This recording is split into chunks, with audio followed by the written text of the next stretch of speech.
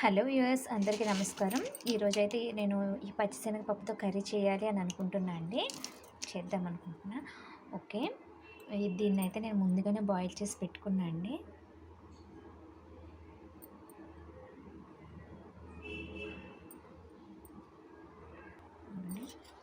Onions, పచ్చిమిర్చి కూడా cut చేసి పెట్టుకున్నాను. ముందుగా స్టవ్ ఆన్ చేద్దాం. కడాయి పెట్టేస్తున్నా.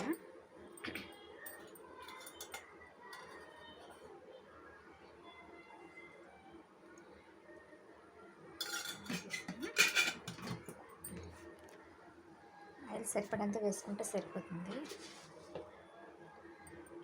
కొంచెం జీలకర్ర,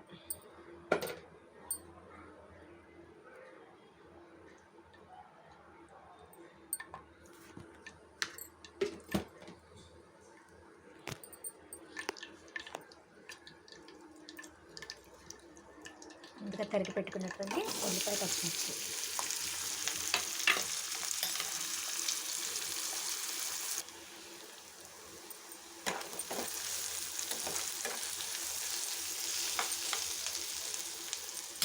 అల్లం వెల్లుల్లి పేస్ట్ వేసుకున్నాము.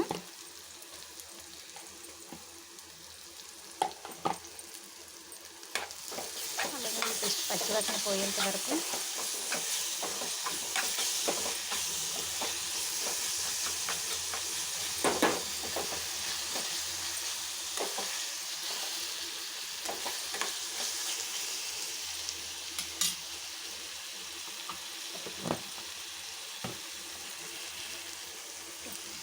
నేను టమాటాలు ముందుగానే తరిగి పెట్టుకున్నా. ఈ తరిగి పెట్టుకున్నటువంటి టమాటాలు కూడా వేసేద్దాం.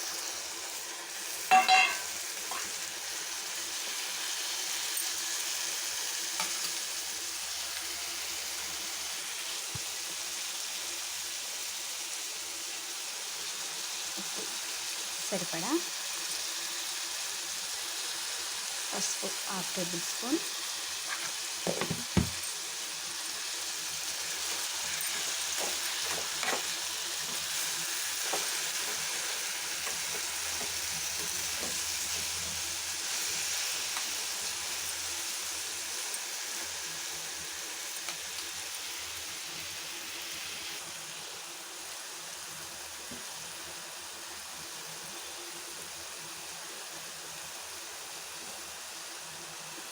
కారం తగినంత,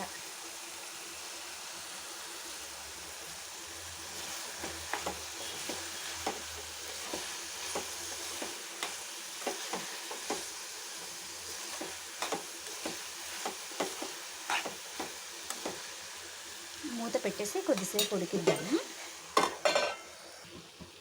ఇదిగోండి, కొంచెం ధనియాలు కూడా వేస్తున్నాను.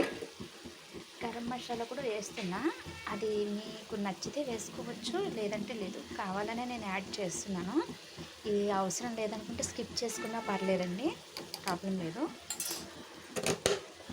మనకి ఇంట్లో ఎటువంటి కూరగాయలు లేవు అనుకున్నప్పుడు చాలా ఈజీగా చేసేసుకోవచ్చండి. ఇది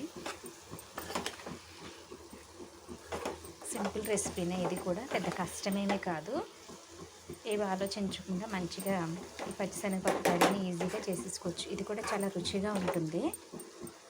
ఓకే, ఎందుకంటే ముందుగా బాయిల్ చేసి పెట్టుకున్నా కదా,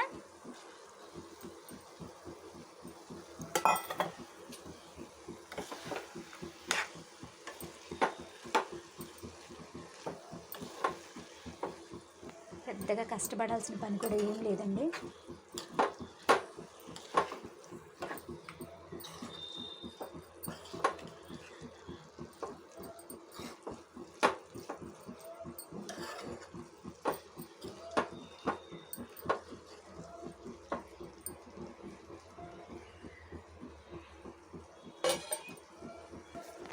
కొంచెం వాటర్ అయితే యాడ్ చేద్దాము.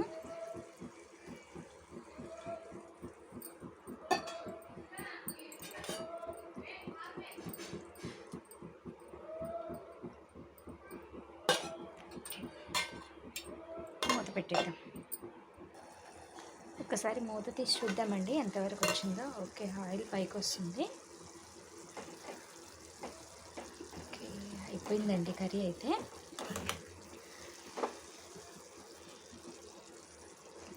ఫైనల్గా ఈ తరిగి పెట్టుకున్నటువంటి కొత్తిమీర గార్నిష్ చేసుకుని సర్వింగ్ బౌల్లోకి తీసుకుంటే సరిపోతుంది. అంతే అండి, చాలా రుచిగా ఉండే పచ్చిశనగపప్పు కూర రెడీ. ఈ వీడియో కనుక మీకు నచ్చినట్లయితే దయచేసి లైక్ చేసి, షేర్ చేసి, సబ్స్క్రైబ్ చేయండి ప్లీజ్. స్టవ్ ఆఫ్ చేసేస్తున్నా. సర్వింగ్ బౌల్లోకి ఇదిగోండి, కర్రీ కన్సిస్టెన్సీ ఇలా ఉంటుంది. వేడి వేడి అన్నంలోకి పెట్టుకొని తింటే చాలా బాగుంటుంది. మీరు కూడా ఒకసారి ట్రై చేయండి.